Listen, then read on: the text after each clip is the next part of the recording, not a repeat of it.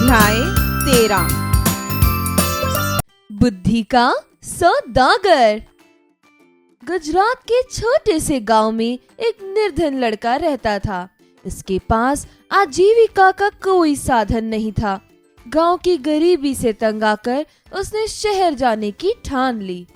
शहर जाकर उसने एक सस्ती सी दुकान किराए पर ली, जिस पर लिखा था बुद्धि का सौदागर, यहाँ बुद्धि बिकती है। लड़के की दुकान के आसपास कई तरह की दुकानें थीं। सभी दुकानदार लड़के की खिल्ली उड़ाते थे। उनकी परवाह किए बिना वह दिन भर आते जाते ग्राहकों को आवाज लगाता, आओ आओ बुद्धि ले जाओ, एकदम खरी, सस्ती और उपयोगी। बुद्धि के सौदागर की दुकान पर एक भी ग्राहक नहीं आया। वह दुकान बंद करने की सोच ही रहा था कि एक धनी सेठ का मूर्ख लड़का उधर से निकला। उसने सोचा, पिताजी मुझे निर्बुद्धि कहते हैं, क्यों ना मैं बुद्धि खरीद लूं? एक सेर बुद्धि का कितना पैसा लोगे? मैं बुद्धि तोलकर नहीं, उसकी किस्म के हिसाब से बेचता हूँ। मेरे पास तरह तरह की बुद्धि है। आपको कैसी बुद्धि चाहिए? तो ठीक है, 1 पैसे में जिस तरह की बुद्धि आए दे दो। सौदागर ने एक पर्ची निकालकर उसको दे दी। उस पर्ची पर लिखा था, जब 2 व्यक्ति आपस में झगड़ रहे हो तो खड़े होकर उन्हें देखना मूर्खता है। सेठ का पुत्र खुशी खुशी घर पहुंचा। अपने पिता को कागज की पर्ची देते हुए बोला, देखिए पिताजी, मैं 1 पैसे में अक्ल खरीद कर लाया हूँ। सेठ ने पर्ची पढ़ी और बोला, मूर्ख, 1 पैसे में ये क्या लाया है? ये बात तो सभी जानते हैं, तुमने मेरा 1 पैसा डुबो दिया। फिर सेठ बाजार गया। उस लड़के को बुरा भला कहते हुए बोला, लोगों को लूटते हुए तुम्हें शर्म नहीं आती? मेरा 1 पैसा वापस करो। पहले मेरी सीख वापस करो, मैं तब पैसा वापस करूंगा। कैसी सीख? अगर पैसा वापस चाहिए तो आपको एक कागज पर लिखकर देना होगा कि आपका बेटा कभी भी मेरी सीख का प्रयोग नहीं करेगा। सेठ ने कागज पर हस्ताक्षर किए और अपना पैसा वापस लेकर चला गया।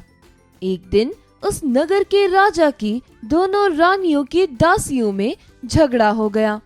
वहीं सेठ का लड़का भी खड़ा था।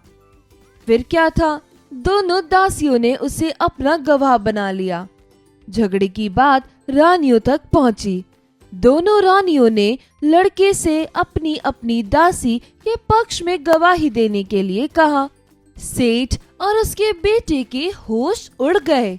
वे सहायता के लिए बुद्धि के सौदागर के पास पहुंचे। बोले, हमें किसी तरह बचा लो। लेकिन मैं 500 रुपए लूंगा। ठीक है, ये लो 500 रुपए। देखो, जब गवाही देने के लिए बुलाया जाए तो पागल की तरह व्यवहार करना। बुद्धि के सौदागर ने उपाय बताया। सेठ के बेटे ने वही किया। राजा ने उसे पागल समझकर महल से बाहर निकाल दिया। कुछ दिन के पश्चात बुद्धि के सौदागर की बातें राजा के कानों में पड़ी। राजा ने उसे बुलवाया और पूछा, सुना है तुम बुद्धि बेचते हो, क्या तुम्हारे पास बेचने के लिए और बुद्धि है?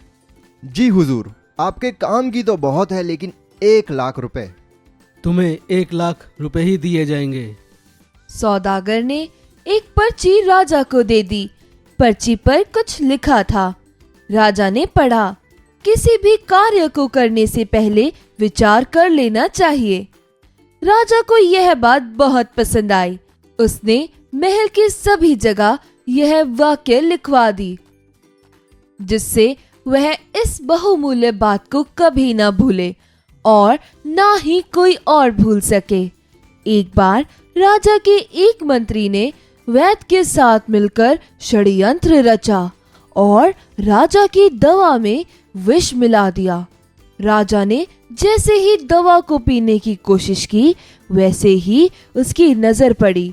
कुछ भी करने से पहले खूब सोच लेना चाहिए। राजा ने प्याला नीचे रखा और दवा को देखकर सोच में डूब गया कि पीऊं या नहीं। वैद्य और मंत्री को लगा कि उनका भांडा फूट गया है। वे दोनों राजा से क्षमा मांगने लगे। महाराज, हमें क्षमा कर दीजिए, हमसे बहुत बड़ी भूल हो गई।